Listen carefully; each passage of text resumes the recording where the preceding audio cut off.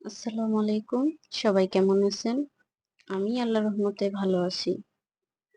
তো আজকে রান্না করব সিমাই।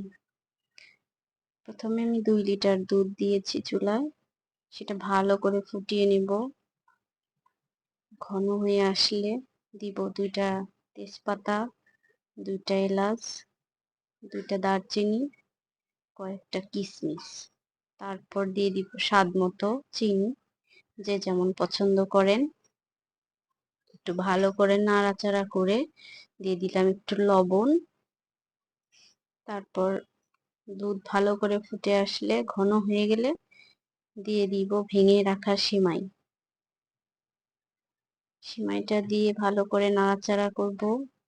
সিমাইটা বেশি দিবেন না, পরিমাণ মতো দিবেন, না হলে ঘন হয়ে গেলে খেতে ভালো লাগবে না।